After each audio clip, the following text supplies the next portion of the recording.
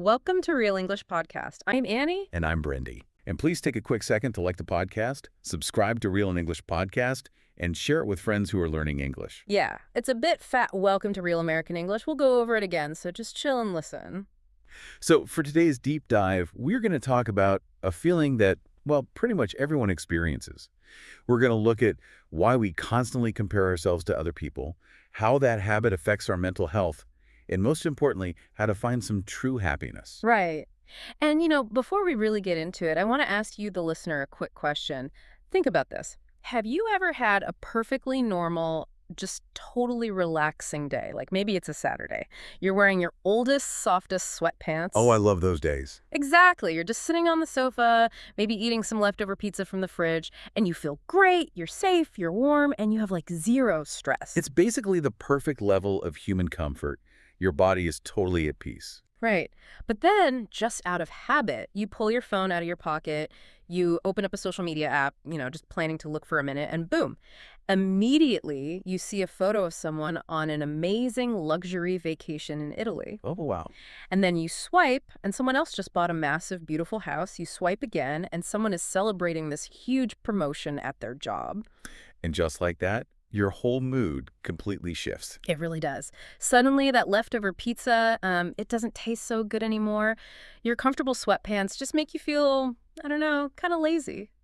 You look around your perfectly nice living room, and you start feeling this heavy sense of failure. Even though literally nothing in your real life actually changed. Exactly. You are still safe, you still have food, you are still comfortable, but your reality just completely broke down. And that is what we want to unpack today. Why do we do this? It's a huge trap. It really is. And to understand why it hurts so much, even when we logically know that most of social media is fake, we have to understand our brains. You see, human beings just did not evolve to handle the internet.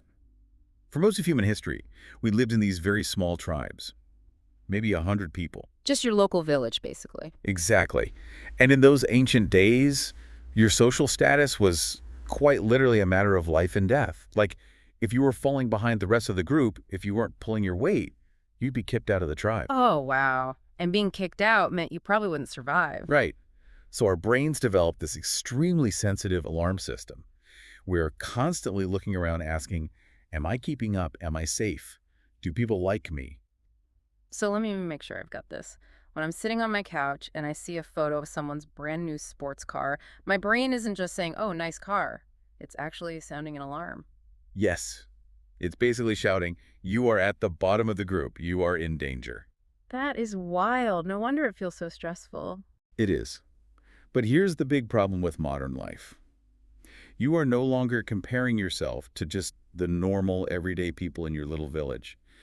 You are comparing yourself to the absolute best, most perfect moments of millions of people all over the world. Which perfectly brings us to a really important vocabulary phrase for today. And that phrase is highlight reel. Yes, the highlight reel. This is a great phrase. Let's explain what that means simply. A highlight reel is a collection of only the best moments. Think about a sports game. On the news, they don't show the boring parts or the players just standing around. They only show the best goals. The most exciting plays the highlights. Right. And when we look at social media, we're only seeing everyone else's highlight reel. Definitely. People do not post pictures of their messy kitchens, They don't post the rejection letters they get from jobs. They don't post videos of themselves crying after an argument. Exactly. We are taking our entire messy, complicated life and comparing it to someone else's absolute best moments. So let's practice this phrase. I want you, the listener, to try saying it out loud. Repeat after me. Highlight reel. Go ahead, say it. Awesome. Highlight reel. But, I want to push back on this a little bit because, honestly, I know this. I think we all know this. We know people use filters on their photos. We know they take 50 pictures just to get one good one. Oh, for sure. So if we know it's just a highlight reel, why does it still hurt so much? Why do we feel bad when we know it's mostly an illusion? Because your emotions work much faster than your logic. Think of it like watching a movie trailer. Okay, a movie trailer. Right. A trailer is like 2 minutes of huge explosions, intense music, and drama. When you watch it in the theater, your heart beats faster, your palms get sweaty, Your body reacts like it's real. Yeah, that makes sense. But imagine walking out of the movie theater and actually believing that people live their everyday lives with background music and perfect lighting. We would think that was crazy. We know there are cameras and makeup artists and a whole crew just outside the frame. Exactly. But with social media, we forget about the cameras and the crew. We look at the unedited, boring, sometimes sweaty reality of our own lives, and we compare it to the highly edited movie trailers of everyone else's lives. It's just totally unfair. And I think that unfair comparison creates this very specific, heavy feeling. It's the feeling that you are, well, falling behind. Yes. Feeling like you are falling behind. That is our next big vocabulary phrase. Let's break that down. To fall behind means you feel like other people are moving forward faster than you, like they're making progress and you are stuck. You hear this all the time. People say, I'm 30 years old and I don't own a house, I'm falling behind. Or, all my friends are getting married, I'm still single, I'm falling behind. It makes it seem like life is this running race on a track and we all started at the exact same time. Which is just not true.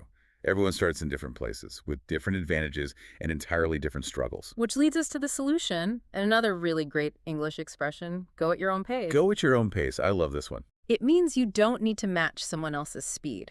You move forward at the speed that is healthy and right for you. Let's actually do a quick role play so the listener can hear how these phrases sound in a real everyday conversation. Oh, that's a great idea. Okay, let's set the scene. I'll be the stressed out friend, and you be the one giving advice. Ready? Ready.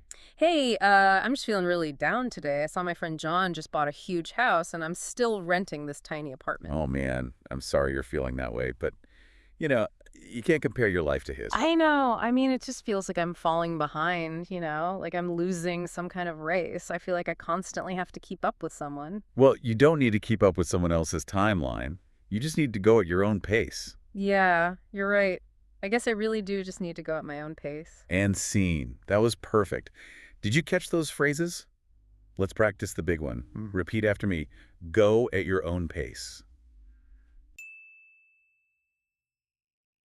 Take a second and say it out loud. Great job. Go at your own pace. Now, since we know that comparing ourselves to others hurts so much, what can we actually do about it? Should we just throw our phones in the trash and go live in the woods? Huh. I mean, some days that sounds really nice, but no, we don't need to do that. Social media isn't completely bad. It can actually be really great. Exactly. It's great for finding communities, staying in touch with family, or, talking to people when you're feeling a bit lonely. The real danger is what we call passive scrolling. Passive scrolling. Yeah, that's a big one. Passive use is when you just stare at your screen, you aren't talking to anyone, you are just swiping, looking at photos, and quietly comparing your life to theirs. It's incredibly isolating. It's like standing outside a window in the cold, looking into a warm party, but never actually knocking on the door to say hello. That is a perfect way to describe it. So the solution is active use. Right. Active use. This means actually interacting. If you see a friend post that they're having a bad day, send them a private message. Ask them how they are doing. Or if you see a post about a cool new coffee shop, use it as an excuse to invite a friend to go there with you in real life. Use the app to make a real-world connection. Okay, but what if you have that one specific friend? You know the one. Their posts always make you feel jealous or maybe a little angry. Even if you want to be positive, just seeing their pictures ruins your mood. Oh, yeah, we all have that one person. This is where you have to take control of your phone. You have to use the mute or unfollow button. Some people feel really guilty about that, though. They feel like it's rude to mute a friend. It's not rude at all. Think of it like cleaning your house. You wouldn't let someone walk into your living room and dump garbage on the floor. Definitely not. Well, your mind is your house. You should only keep things in your social media feed that make you feel good or inspired or connected. If it makes you feel bad, mute it. You are in control. I love that. Protect your mental living room. Exactly. But this brings up a much bigger question. If we stop trying to get the best photos and we stop trying to look perfectly wealthy and successful online, what is the actual secret to a good life? It's the biggest question of all. Many people think the goal of life is to get rich or become famous. We think having a ton of money will just block out all our sadness. But that is just a myth. It really is. It is. The absolute true secret to a healthy, long, and happy life is actually very simple. good relationships. Just having good people around you. Exactly. Having close friends, a supportive family, or a community you can rely on. That is what protects your brain and your body as you get older. Yeah, and on the flip side, being completely lonely is genuinely dangerous to your health. It creates physical stress in your body. Which is why chasing all those superficial things, the fancy cars, the big houses, the perfect vacations to show off online can actually backfire. Yeah. If you ignore your real friendships to chase those things, you end up feeling completely empty. There is a very famous expression for this. It goes like this: comparison is the thief of joy. Comparison is the thief of joy. That is so powerful. Let's explain what a thief is. A thief is someone who steals something from you. So when you constantly compare your life to someone else's, you are letting comparison steal your happiness. Right. You could be sitting at your dinner table, eating a nice meal that you cooked, surrounded by your family. That is a joyful moment. But the second you look at your phone and see someone else eating at a five-star restaurant in Paris, your brain suddenly tells you that your nice home-cooked meal isn't good enough. The food didn't change. Your family didn't change. But the thief of comparison sneaked in and stole your ability to be happy about it. So let's practice this one together, too. It's a great phrase to remember. Repeat after me. Comparison is the thief of joy. Take a second to try it. Nice. Comparison is the thief of joy. So instead of comparing, what should we do? We need to practice gratitude. And I don't mean ignoring your real problems. I mean simply noticing the ordinary things that you already have. Like having a really good hot cup of coffee in the morning. Yes. Or just noticing that your body is healthy enough to walk outside. Or enjoying a really good laugh with a friend. When you focus on what you have rather than what you are missing, everything changes. You realize you don't need a luxury yacht to feel alive. You just need to be fully present right where you are. Exactly. Well, we have covered a lot of ground today. We really have. Let's quickly review the main takeaway from today's deep dive. The biggest thing to remember is that your life is not a race. You do not know anyone else's whole story, so stop comparing your normal everyday life to someone else's highly edited highlight reel. You are doing great. Keep going at your own pace, both in your personal life and, in your journey of learning English. There's no rush. Definitely. And please remember to like, subscribe, and share Real English Podcasts so we can keep making these lessons for you. Yes, please do. And if you want to review today's lesson, I uploaded a free PDF summary in the description and in the comments. Feel free to download it and study at your own pace. Before we sign off today, I want to leave you with one final thought. The famous American writer Mark Twain once realized that life is just incredibly short. It really is. It is way too short to spend our time being jealous, holding on to anger, or constantly comparing ourselves to strangers on the internet. There is really only time for love. That is beautiful. So here's your challenge for today. Who is one person in your real life that you can reach out to right now? Call them, send them a text, and build a better relationship today. See you next time. See you next time.